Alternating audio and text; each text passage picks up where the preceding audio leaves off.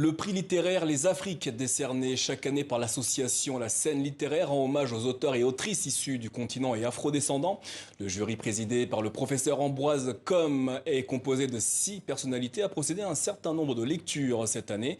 L'heure est donc à la mise en avant du lauréat ou de la lauréate de la 7e édition. Raison pour laquelle notre invité ce soir est Charles Guébogo, critique littéraire et membre du comité de lecture au sein de l'association La Scène littéraire. Bonsoir et merci d'être avec nous. C'est moi, merci. Je vous propose tout de suite de mettre fin au suspense. Quel est l'ouvrage qui remporte le prix littéraire Les Afriques 2022? Alors, l'ouvrage qui remporte le prix littéraire, la 7e édition des Afriques, c'est Puissions-nous vivre longtemps de Imbolo Mbwe. Imbolo Mbwe. Pourquoi le jury présidé par le professeur Comme a retenu ce livre? Alors, ce livre, il a été retenu pour sa richesse, en ceci qu'il met en exergue un groupe d'habitants dans un village imaginaire, Kosawa, qui s'oppose à une multinationale américaine, notamment Paxton. Et cette lutte est une lutte communautaire qui est portée par les jeunes, qui est portée par les pères. Donc il s'agit également d'une saga familiale qui va présenter toute la trajectoire de cette lutte. Imbolo Mbwe est une autrice camerounaise originaire de la ville anglophone de Limbé. Son premier roman était engagé, celui-ci l'est également. Oui. C'est cet engagement que le jury a voulu se féliciter cette année? Exactement. Le prix Les Afriques est un prix des écrivains engagés, en ceci qu'il récompense la position politique, sans être forcément politiste, des auteurs ou des autrices sur des sujets contemporains, sur des sujets de société, pour interpeller, pour pousser à l'action. Au-delà du prix littéraire en lui-même, que va recevoir la lauréate cette année? Alors, la lauréate va recevoir, le prix il est doté de 6 000 € et en plus, il y a une œuvre d'art de l'artiste Momar Sek d'une valeur de 3 000 € également.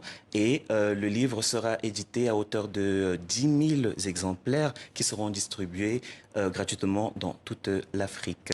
Le fait de recevoir ce prix littéraire a-t-il des conséquences, un impact sur la trajectoire des écrivains et des écrivaines que vous sélectionnez? Il a un impact considérable parce que le livre, il est fait pour être lu. Il est lu en Afrique, qui est la cible première, qui est notre cible première, et il est lu, il est distribué dans les universités, dans les collèges, dans les lycées, à travers ce que nous appelons des cafés littéraires.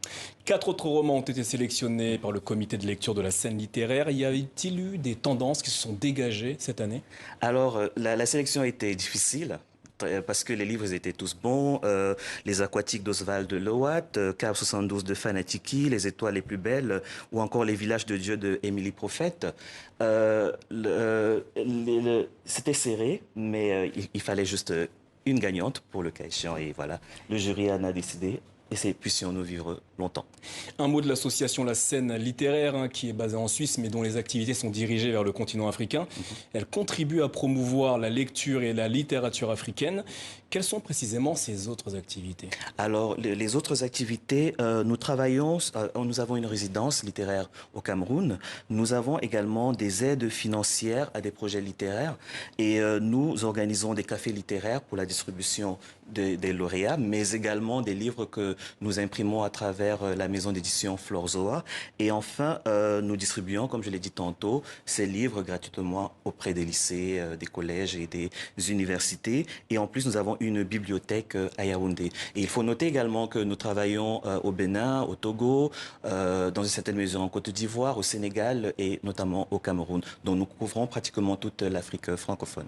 Alors la Scène littéraire, je le disais, c'est une association basée en Suisse à but non lucratif. Oui. À l'origine, quel était l'objectif de la création de cette association? L'objectif de la création de cette association, c'était de promouvoir la littérature africaine et afrodescendante de manière générale pour faire entendre une voix dissidente et partant engagée par rapport à toute la pression néocoloniale et postcoloniale que nous vivons, pour que nous ayons notre mot à dire dans ce monde qui se globalise et qui se construit très souvent sans nous, parce que, dit-on, nous ne sommes pas suffisamment entrés dans l'histoire, ce qui n'est pas vrai. Alors normalement, il y aura une 8e édition en 2023.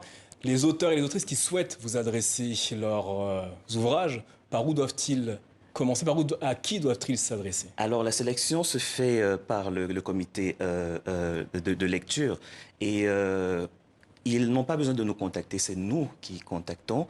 Et je voulais rapidement préciser également que ce prix, cette 7e édition, est dédié à un de nos membres, qui est malheureusement décédé, Christian Wangé. Nous lui dédions spécialement ce prix parce que il nous a laissé malheureusement et c'était important pour nous de faire le geste.